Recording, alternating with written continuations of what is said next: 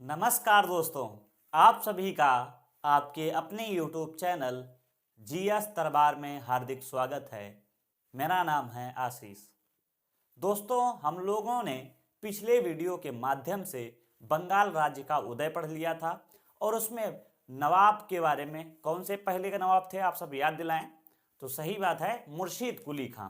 मुर्शीद कुली खां के बारे में हम लोगों ने जान लिया था।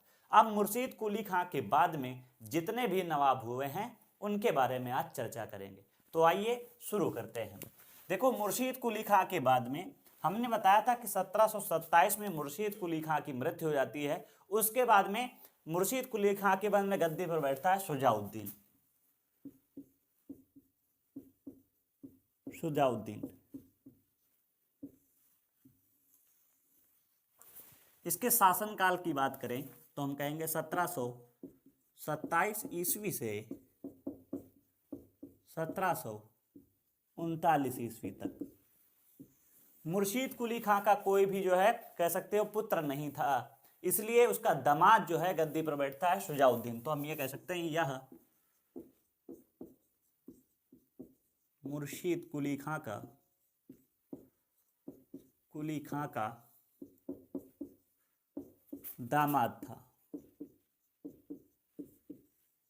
एक तो पॉइंट ये बनता है, और दूसरा महत्वपूर्ण बिंदु इसमें सिर्फ यही बनता है कि पूछा जाता है कि अलीवर्दी खां जो है शुजाउद्दीन के शासन काल में कहाँ का नायब सूबेदार था। इस तरीके से पूछा जा सकता है, या इस तरीके से पूछा जा सकता है शुजाउद्दीन के शासन काल में अलीवर्दी खां कहाँ का नायब सूबेदार था। इस तरीके से क्वेश्चन बनता है, क्योंकि आप सभी को पता है कि जो अलाउद्दीन वो अलीवर्दी खां है, वो जो है अभी आगे गद्दी पर बैठेगा। तो इसमें आपको लिखना है इसके शासनकाल में अलीवर्दी खां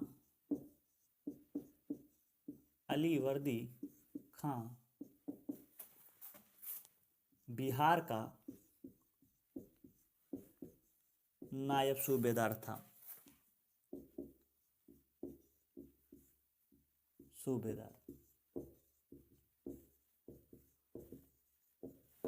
इसके शासनकाल में जो अलीवर्दी खां था वो बिहार का नायब सूबेदार था। इसके बाद में 1739 में इसकी मृत्यु हो जाती है और उसके बाद में गद्दी पर बैठता है सरफराज खां। कब से कब तक? तो हम कहेंगे 1739 ईस्वी से 1740 ईस्वी तक। तो सबसे पहली बात आती है कि जब ये गद्दी पर बैठा तो इसने स्वयं को एक उपाधि दी। कौन सी उपाधि दी? आलम उद्दौला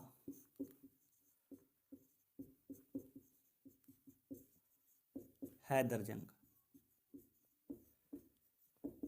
इसने स्वयं को उपाधि दी आलम उद्दौला हैदर जंग। अब क्या था कि अलीवर्दी खां ये बात समझता था कि जो इस समय मुगल सम्राट जो बंगाल का नवाब गद्दी पर बैठा ये अयोग्य है, जिसके चलते जो है अलीवर्दी खां इस पे आक्रमण करता है और एक युद्ध होता है, गिरिया का युद्ध।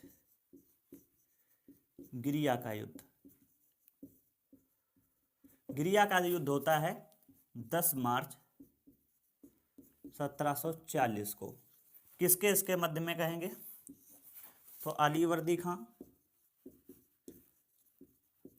खां और सरफराज खां के मध्य। और इसमें क्या होता है, सरफराज खां कह सकते हो हार जाता है, अलीवर्दी खां जीत जाता है, और इस प्रकार से फिर आगे गद्दी पर बैठता है अलीवर्दी खां। अलीवर्दी खां में कुछ महत्वपूर्ण जो है बिंदु है, मैं यहाँ पे लिख देता हूँ। उसके बाद में फिर आज जो मुख्य टॉपिक है हम लोगों का वो है सिराजुद्दौला के बारे में पढ़ना। तो चलो यहाँ पे हम अलीवर्दी खां के बारे में भी देख लेते हैं।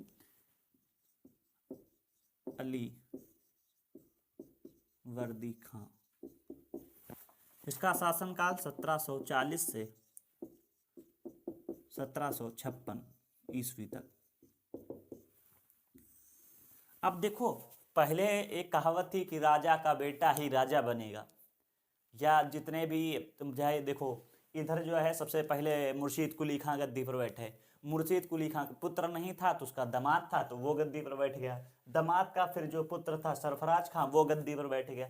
ये तो अली वर्दी खां इनके वंशज है ही नहीं, तो इसका मतलब इनके सामने समस्या तो आनी ही थी, क्योंकि जनता भी चाहती थी कि राजा का पुत्र ही राजा बने, राजा के पुत्र को ही जो है अपना राजा मानती थी। अब क्या हुआ, अली वर्दी खां तो उसके वंशज है नहीं, तो इनके सामने एक समस्या खड़ी हुई, तो जनता मानेगी नहीं, तो इन्होंने क्या किया, 2 करोड़ रुपए दिए। 2 करोड़ रुपए दिए उस समय मुगल शासक को। और उस समय मुगल शासक कौन था, तो आप सभी को पता है कि 1719 से 1748 तक मोहम्मद शाह रंगीला गद्दी पर बैठा था। तो मुगल शासक कौन है, मोहम्मद शाह रंगीला।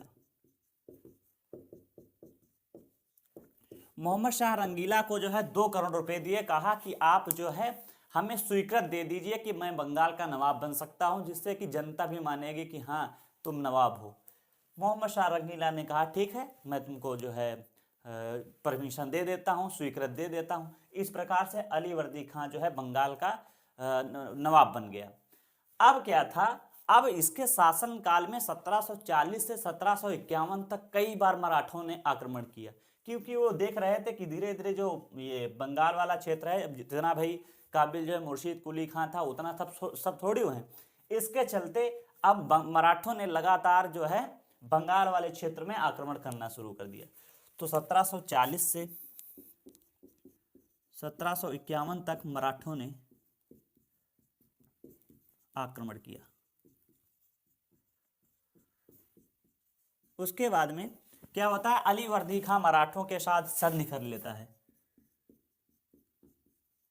क्या की संधि की, संधि में किसके इसके साथ हुई संधि, तो अली वर्दी खां और इधर जो है रघुजी के साथ, या रघुजी भोसले भी कह सकते हो, इनके साथ संधि होती है। इसमें कहता है कि मैं आपको जो है प्रत्येक साल 21 नहीं 12 लाख रुपए वार्षिक, और साथ ही साथ आप जो है उड़ीसा वाले क्षेत्र में जो है चौथ एवं सरदेश मुखी ले सकते हैं। ये इन्होंने, क्योंकि आप सभी को पता है कि मराठा लोग जो है चौथ एवं सरदेश मुखी कर लेते थे। जब हम लोग मराठा के बारे में पढ़ेंगे तो वहां पे बताएंगे चौथ और सरदेश मुखी क्या होता था। तो यह मैंने बताया कि 1740 से 1751 तक मराठाओं ने कई बार जो है अली वर्दी खां पर जो है आक्रमण किया, या बंगाल पर आक्रमण किया, जिसके चलते फिर क्या होता है, अली वर्दी खां जो है और रघुजी के बीच में एक संधि होती है। उसमें कहता है कि ठीक है, मैं तुमको 12 लाख रुपए वार्षिक दूंगा, और साथ ही साथ जो उड़ीसा वाला क्षेत्र है वहां पे आप जो है अपना जो आपका टैक्स है चौथम सरदेश मुखी वो आप ले सकते हैं। इसके अलावा इसका कोई पुत्र नहीं था, तो इसने अली वर्दी खां ने क्या किया था, अपने नाती कहोगे, नाती या दौहिद्र बोला जाता है, दौहिद्र सिराज को जो है उत्तराधिकारी घोषित किया। सिराज मतलब सिराजुद्दौला। और देखो अलाउद्दीन जो अली वर्दी खां था, इसके शासनकाल में धीरे धीरे अंग्रेजों का वर्चस्व बढ़ रहा था। वर्चस्व बढ़ने का मतलब है कि अंग्रेज जो है अब व्यापार से आगे बढ़कर अब जो है राजनीति में हस्तक्षेप करने लगे थे।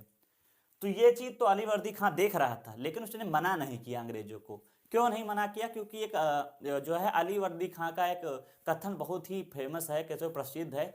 तो अली वर्दी खां कहता है कि अंग्रेज जो है मधुमक्खी के समान है, यदि आप उनको छेड़ेंगे तो आपको काट काट कर मार डालेंगी, और यदि आप उनको नहीं छेड़ेंगे तो वो आपको शहद देंगी। इस तरीके से इनका एक कथन बहुत ही फेमस है। पूछा जाता है कि ये किस बंगाल नवाब का कथन है, तो आपको याद रखना अली वर्दी खां का। तो ये अली वर्दी खां का शासनकाल रहा। 1756 में क्या होता है, अली वर्दी खां की मृत्यु हो जाती है। उसके बाद में गद्दी पर बैठेगा सिराजुद्दौला, या सिराज कह सकते हैं। तो एक बार इसको मैं दोहराए देता हूँ, फिर सिराज पे चलते हैं, क्योंकि सिराजुद्दौला की कहानी बहुत ही कह सकते हो संघर्षशील रही है और साथ ही साथ बहुत ही रोचक रही है। किस प्रकार से प्लासी का युद्ध अभी आगे होगा उसके बारे में चर्चा करेंगे, और अगले वीडियो के माध्यम से हम लोग जो है प्लासी के युद्ध के बारे में चर्चा करेंगे। बहुत सी चीजें ऐसी हैं जो आपको प्लासी युद्ध के बारे में नहीं पता होगा, वो आपको अगले वीडियो में जानने को मिलेंगी। तो आप जो है कह सकते हो अपनी रुचि बनाए रखें कि क्या होगा, कैसे प्लासी का युद्ध हुआ था, क्या क्या कहानी थी। देखो, शुजाउद्दीन गद्दी पर बैठा है मुर्शीद कुली खां के बाद। ये जो है मुर्शीद कुली खां का दामाद था। इसके शासनकाल में अलीवर्दी खां जो है बिहार का नायब सूबेदार था। इसके बाद में इसका जो है पुत्र बैठता है गद्दी पर सरफराज खां 1739 से 1740 तक। यह जो है बहुत ही अयोग्य शासक था और विलासी जीवन व्यतीत करता था। अब विलासी जीवन का मतलब क्या होता है आप सब कमेंट में बताएं। इसके बाद में इसने उपाधि एक धारण की थी, आलम उद दौला हैदर जंग। अब गिरिया का युद्ध होता है 10 मार्च 1740 को। इसमें अलीवर्दी खां जो है सरफराज खां को पराजित कर देता है और स्वयं गद्दी पर बैठ जाता है। जब ये अलीवर्दी खां गद्दी पर बैठा तो उसके सामने एक समस्या थी कि हम जो है वंशज तो हैं नहीं मुर्शीद कुली खां के, या उनके जो कह सकते हो लगातार उनकी पीढ़ी चली आ रही है उसमें तो है नहीं हम। तो इसने क्या किया, मुगल शासक को 2 करोड़ रुपए देकर स्वीकृति पत्र ले ली कि हम जो है बंगाल के नवाब बन सकते हैं। जनता भी उनको मानने लगी कि अरे नवाब ने मुगल शासक ने कहा है तो सही है। इसके बाद में 1740 से 51 तक जो है मराठों ने इन पे बहुत आक्रमण किए, जिसके चलते मजबूरी में फिर अलीवर्दी खां जो है मराठों के साथ संधि करता है और उसमें कहता है कि मैं आपको 12 लाख रुपए वार्षिक दूंगा और साथ ही साथ आप जो है उड़ीसा वाले क्षेत्र में चौथ एवं सरदेशमुखी कर ले सकते हैं। इसके बाद में इसका कोई पुत्र नहीं था, इसकी सिर्फ 3 पुत्रियां थी। उसमें से अपने नाती को जो है सिराज जो उसका था उसको पाला पोसा था अलीवर्दी खां ने, और उन्हें जो है अपना उत्तराधिकारी बना देते हैं और 1756 में इसकी मृत्यु हो जाती है। अब गद्दी पर बैठेगा सिराजुद्दौला या सिराज कह सकते हो। तो इसको साफ कर लेते हैं। अगर आप स्क्रीनशॉट लेना चाहते हैं तो आप स्क्रीनशॉट ले सकते हैं। चलो आगे बढ़ते हैं हम लोग। देखो, इतिहास मैंने कई बार आप सभी को बताया है कि इतिहास रटने वाली चीज़ नहीं है, और हम लोग क्या करते हैं कि इतिहास को रटते हैं। अगर कहानी आपको पता है तो बहुत अच्छे तरीके से इतिहास आपको समझ में आ जाती है। बस उसमें क्या करना है, आपको कुछ सन याद रखना है। जैसे इनका ये शासनकाल है 1740 से 1756 के बीच में। तो अब क्या है, अगर पूछ लिया जाए कि मराठों ने कब आक्रमण किया था अलीवर्दी खां पे, तो आपको अगर इनका शासनकाल पता है तो आपके सामने ऑप्शन दिए होंगे तो उसमें आपको समझ में आ जाएगा। तो सबसे जरूरी है कि आपको जो है कहानी पता हो, प्लस अगर आपको उनका शासनकाल याद है तो बहुत चीज़ें स्पष्ट हो जाती हैं, और बहुत चीज़ें ऐसी होती हैं जो फैक्ट होती हैं वो तो आपको याद करनी ही पड़ेंगी। चलो आगे हम लोग देखते हैं अब किसके बारे में चर्चा करेंगे। तो हम कहेंगे सिराजुद्दौला के बारे में।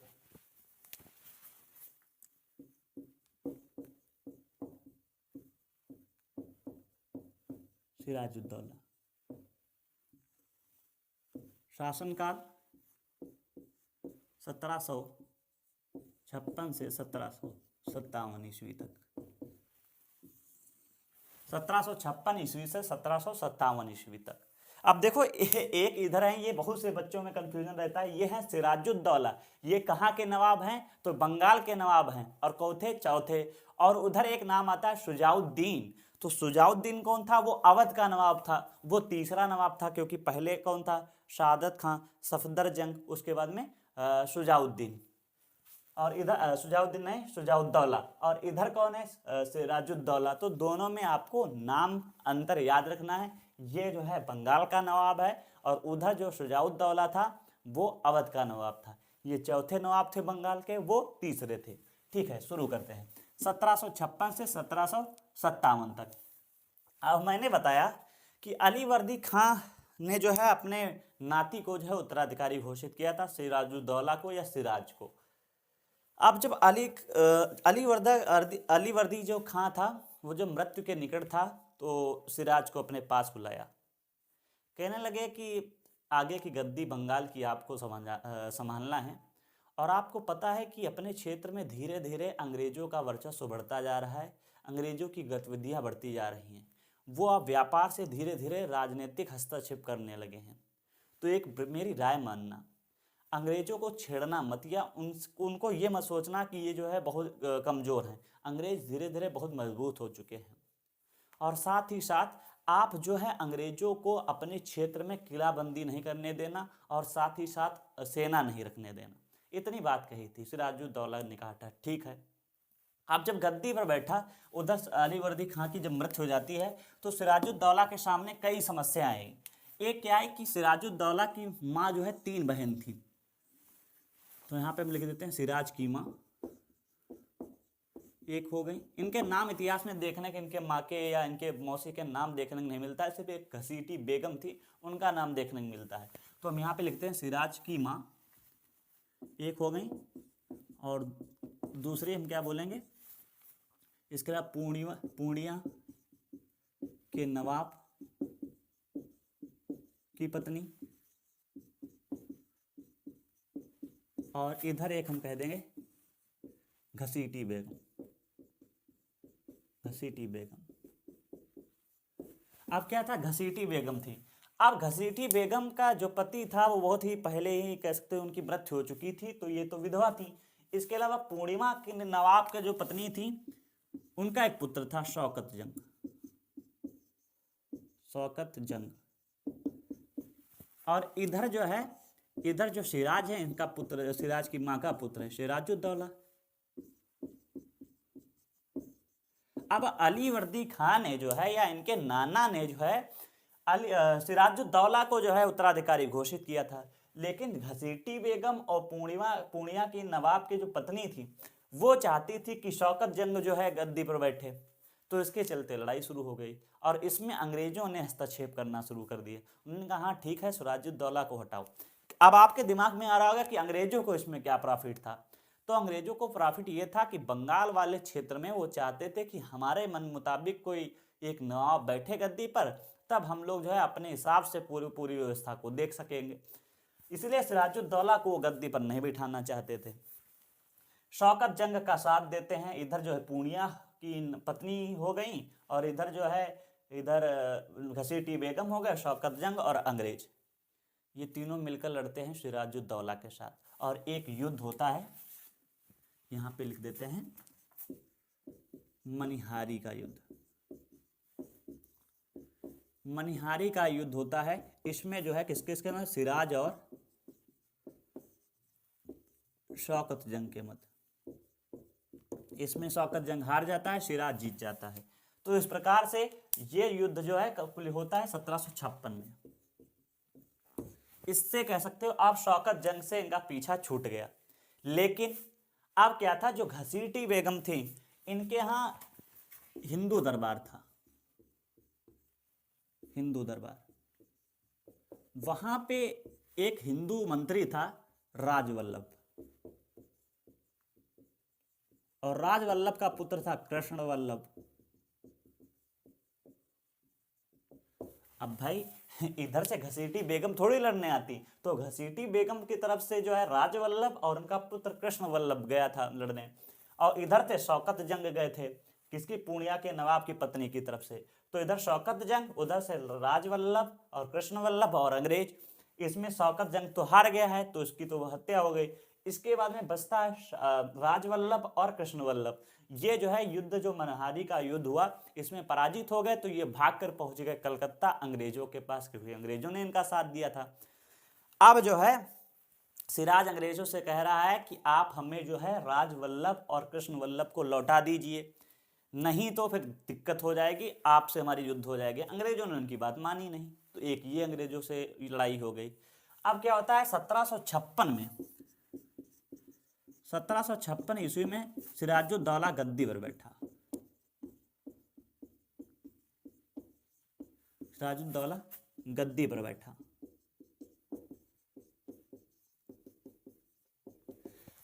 अब सिराजुद्दौला जब 1756 में गद्दी पर बैठा, तो उसने अलग अलग क्षेत्रों से अलग अलग लोगों को बुलाया पार्टी की। उसमें अंग्रेजों को बुलाया, फ्रांसीसियों को बुलाया, जितने मंत्री थे उसके प्रमुख ने सबको बुलाया, और पार्टी की सभी जो है सिराजुद्दौला को अच्छे अच्छे उपहार दे रहे थे, बधाइयाँ दे रहे थे। सिराजुद्दौला ने ध्यान दिया कि अंग्रेजों की तरफ से कोई अधिकारी भी नहीं आया, ना कोई एक भी अंग्रेज आया। तो उसको ये बात बुरी लगी कि बताओ अंग्रेज लोग हमारे साथ जो है आए नहीं, इसका मतलब अंग्रेज हमसे जलते हैं, ये हमारे जो है दुश्मन हैं। उसने ये दिमाग में बैठा लिया। अब क्या था, उसने सोचा कि अंग्रेज हमारे दुश्मन हैं, तो अब आगे देखो, मैंने बताया था, अली वर्दी खान ने बताया था कि अंग्रेजों को कभी भी बंगाल वाले क्षेत्र में किलेबंदी नहीं करने देना। अब आपको याद है, आप सभी ने पढ़ा है, मैंने पीछे जो प्लेलिस्ट में आप देखेंगे तो हमने पढ़ाया कर्नाटक का युद्ध, और कर्नाटक के तृतीय युद्ध के बारे में चर्चा करें तो 1756 से 1763 तक होने लगा है। कर्नाटक का तृतीय युद्ध कब से हुआ? 1756 से 1763 तक हो रहा है। तो उधर किस किस की लड़ाई होती थी कर्नाटक युद्ध में? तो फ्रांसीसी और अंग्रेज के मध्य, यहाँ पे मैं लिख देता हूँ किस किस के मध्य में, फ्रांसीसी और अंग्रेज के मध्य।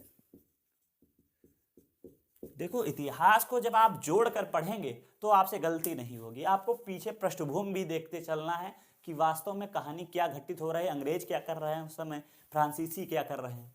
अब देखो 1756 से 1763 तक तृतीय कर्नाटक युद्ध जो है शुरू हो जाता है फ्रांसीसी और अंग्रेज के मध्य में। अब क्या होता है, फ्रांसीसी जो है इनकी बस्ती थी चंद्रनगर में, चंद्रनगर, और इधर अंग्रेजों की बस्ती कहाँ पे है? तो हम कहेंगे कलकत्ता वाले क्षेत्र में। प्रेसिडेंसी थी कलकत्ता या फोर्ट विलियम जो था। अब ये यहाँ पे अपने किलेबंदी कर रहे हैं चंद्रनगर में, और ये अंग्रेज जो है कलकत्ता वाले क्षेत्र में। तो ये बात सिराजुद्दौला को पता चलती है, तो वो एक फरमान जारी कर सकते हैं या आदेश एक जारी करते हैं। उसमें फ्रांसीसियों कहते हैं कि आप जो है चंद्रनगर में किला स्थापित कर रहे हैं, किलेबंदी कर रहे हैं, इसको तोड़ दीजिए, नहीं तो फिर गलत बात होगी। तो फ्रांसीसी ने कहा चलो नवाब कर रहे हैं तो ठीक है, मैं नहीं बनाऊंगा। इन्होंने जितना भी चंद्रनगर में अपना किलेबंदी की थी उसको तोड़ दिया। ये बात जब पहुंची अंग्रेजों के पास, अंग्रेजों से कहा गया कि आप जो कलकत्ता वाले क्षेत्र में किलेबंदी कर रहे हैं इसको तोड़ दीजिए। अंग्रेजों ने नहीं मानी बात। अब नहीं मानी तो सिराजुद्दौला ने क्या किया, उन पे आक्रमण कर दिया। तो कब आक्रमण किया? सबसे पहले हम कहेंगे 4 जून 1757।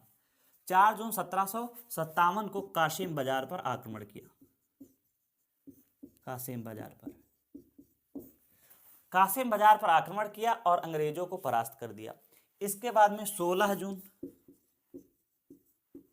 1757 को इसने जो है कलकत्ता पर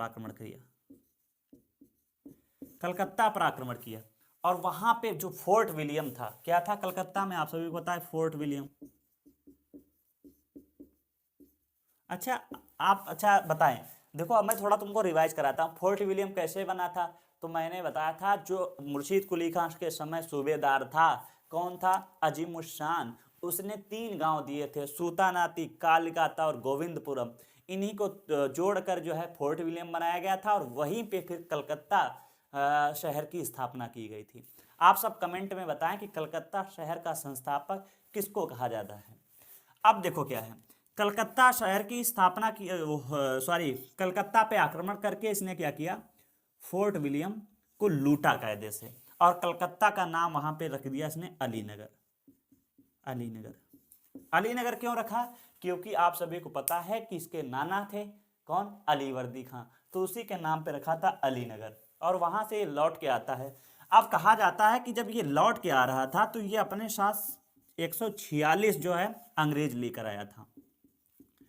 146 अंग्रेज लेकर आया था, और उसे अपने शासनकाल में या अपने क्षेत्र में लाकर एक कमरे में बंद कर दिया, और अपने कमरे में बंद कर दिया। कमरा इतना सकरा था, इतना छोटा था, उसमें 146 अंग्रेज कह सकते हो भर दिए गए। एक तरफ से गर्मी की वजह से उसमें 123 कितने 123 अंग्रेजों की मृत्यु हो गई, और 23 अंग्रेज बचे, और उसमें से एक व्यक्ति है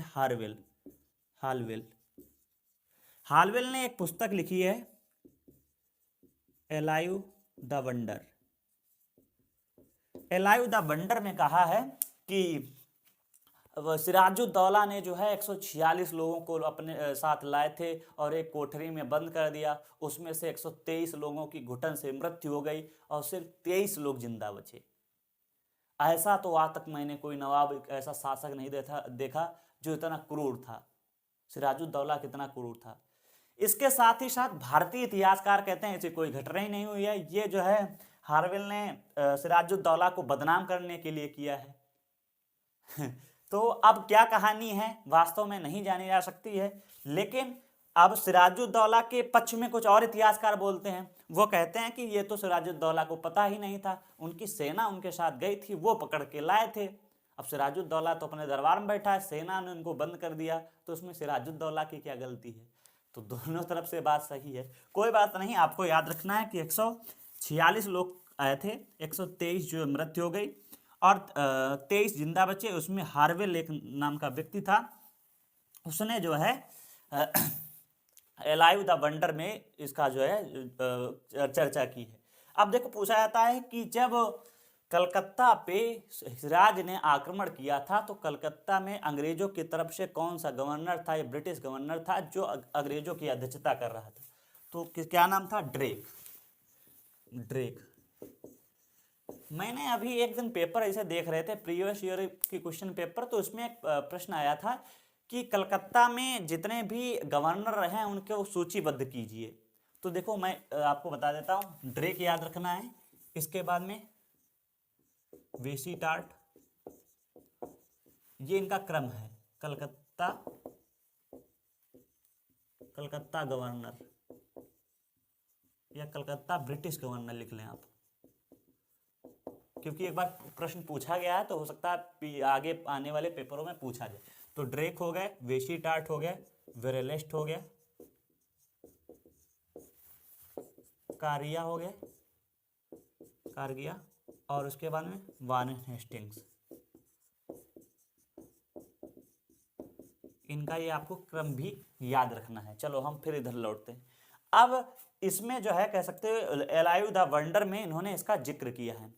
अब ये बात जब पता चली कहाँ पे, यहाँ से आप देखेंगे इधर ये तुम्हारा यहाँ पे है कलकत्ता और यहाँ पे है मद्रास वाली प्रेसिडेंसी। मद्रास वाले प्रेसिडेंसी में पता चलता है कि जो गवर्नर ड्रेक थे वो तो पराजित हो गए, भाग आए हैं। तो यहाँ का जो गवर्नर था मद्रास का, उसने 2 व्यक्तियों को भेजा। किसको इसको भेजा? तो इधर हम लिखे देते हैं, चलो इधर लिखे देते हैं, रॉबर्ट क्लाइव और वाटसन। इनको कहाँ भेजा? कलकत्ता वाले क्षेत्र में भेजा। ये कहकर भेजा कि आप जल्द से जल्द आ जाना। कहना ठीक है, क्योंकि देखो इधर भी युद्ध चल रहा है, कर्नाटक का युद्ध 1756 से 1763। तो अंग्रेज इधर भी अपनी सेना कमजोर नहीं करना चाहते हैं, लेकिन चुपके से जो है रॉबर्ट क्लाइव और वाटसन को भेजते हैं कलकत्ता वाले क्षेत्र में कि जाओ वहां पे जो स्थिति जो है बहुत गंभीर बनी हुई है उसको सही करिए जाके। ठीक है, रॉबर्ट क्लाइव और वाटसन जो है पहुंच जाते हैं अक्टूबर में सिराजुद्दौला के पास, क्योंकि जून में आक्रमण किया था, अक्टूबर में पहुंचे, सिराजुद्दौला से मिले। तो सिराजुद्दौला ने क्या कहा कि चलो ठीक है हम आपसे संधि कर लेते हैं। उसके बाद में एक संधि होती है अलीनगर की संधि। अलीनगर की संधि अक्टूबर 1757 को, अक्टूबर 1757 में एक संधि होती है अलीनगर की संधि। इसमें क्या क्या बातें मानी? तो देखो 1717 की बात है, फिर पुनः वापस लौटते हैं इतिहास में। और फर्रुखशियर को आप सभी को पता है फोड़ा निकला था, हैमिल्टन ने उसको सही कर दिया था। तो एक दस्तक दी थी कि ठीक है आप बंगाल, बिहार और उड़ीसा वाले क्षेत्र में कर मुक्त व्यापार कर सकेंगे।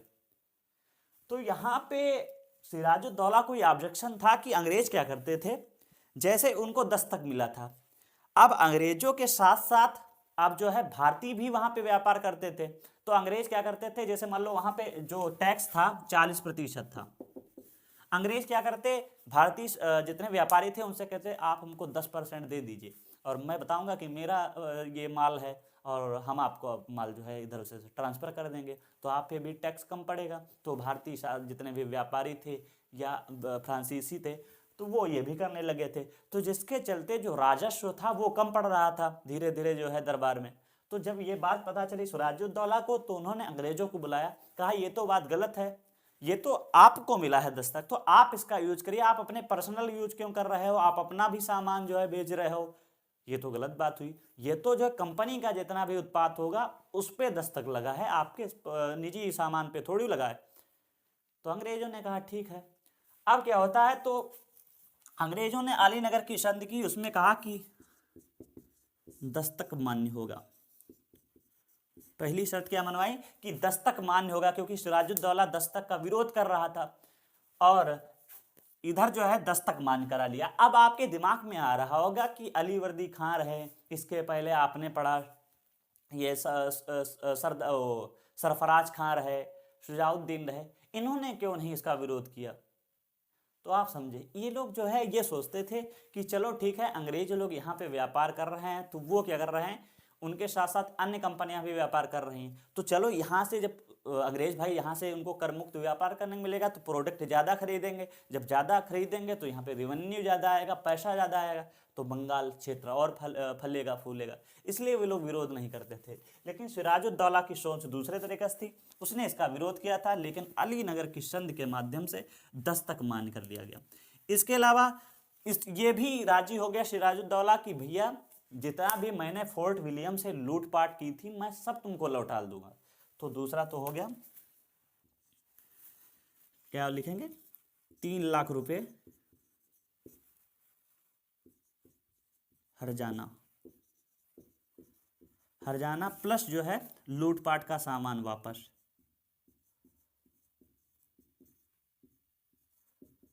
अच्छा, एक थोड़ा और आपको कहानी सुना देते हैं।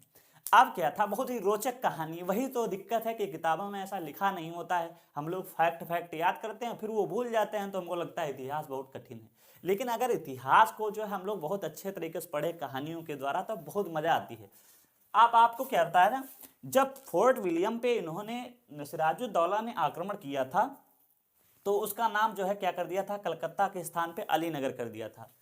और वहां पे जब अलीनगर पे कब्जा कर लिया, तो फोर्ट विलियम का एक प्रभारी बनाया था मणिकांत को।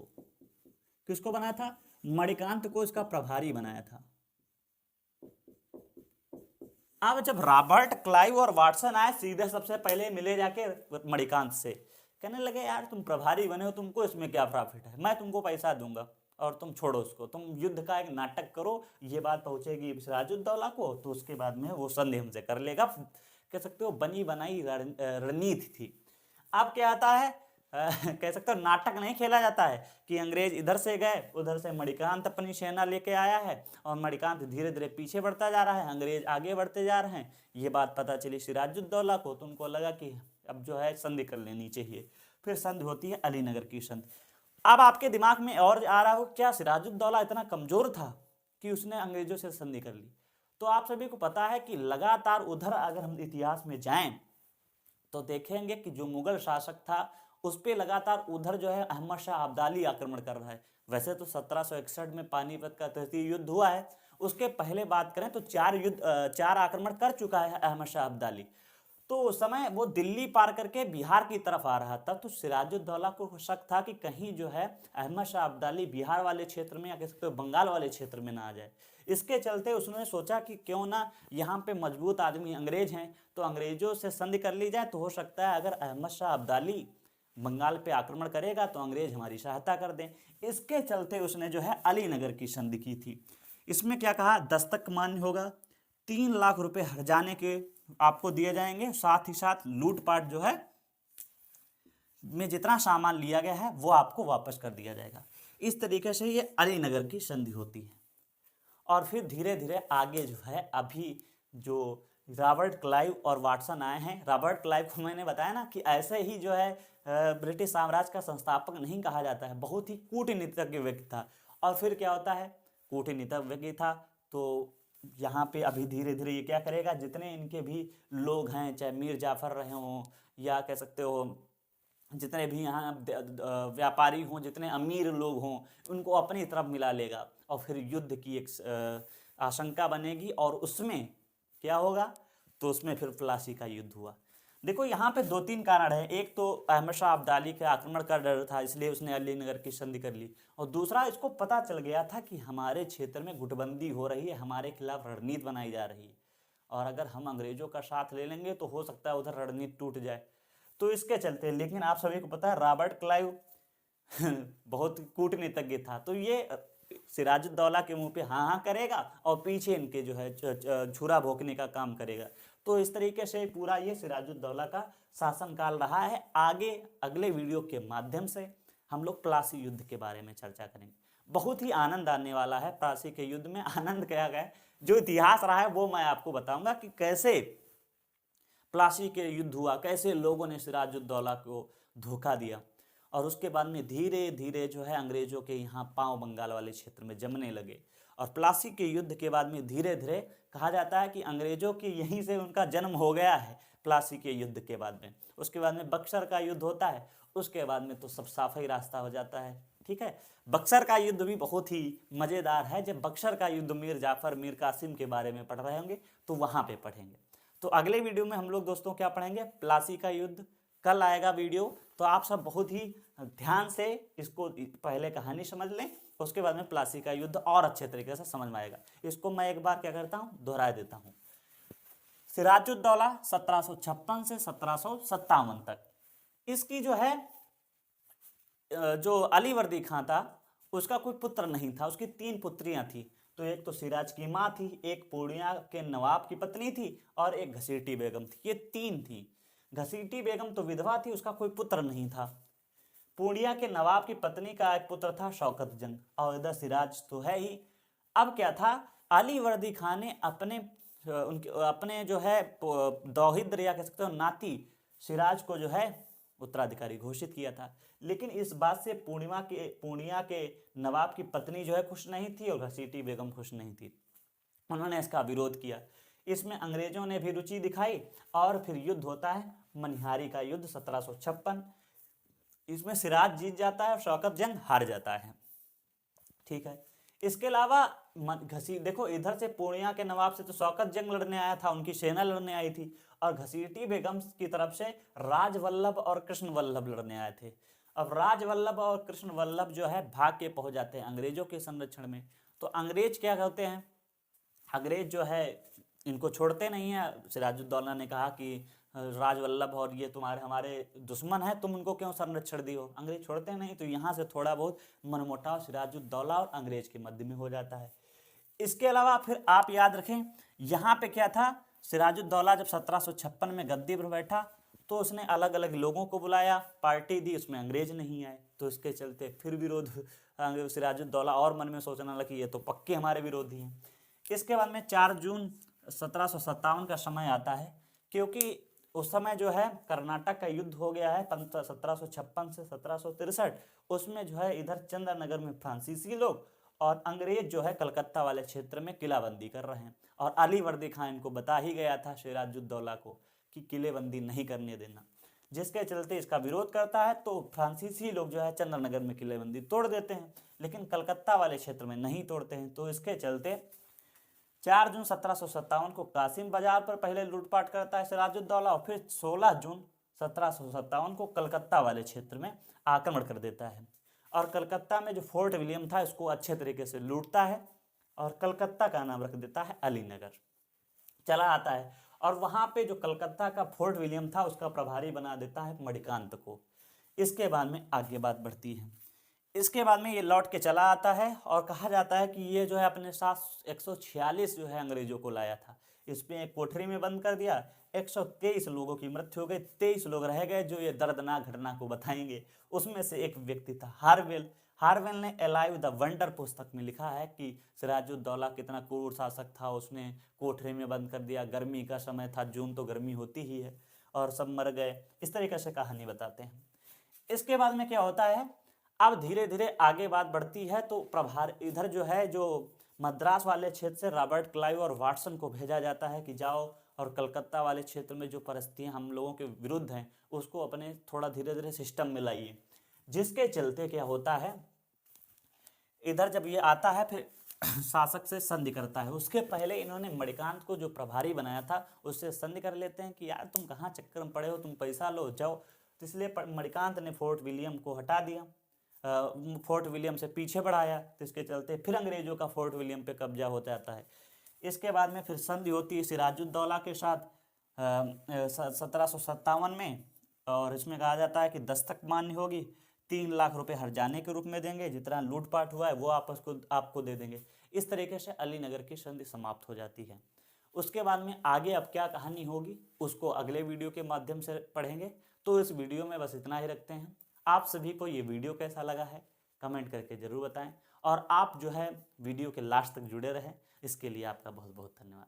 जय हिंद, जय भारत।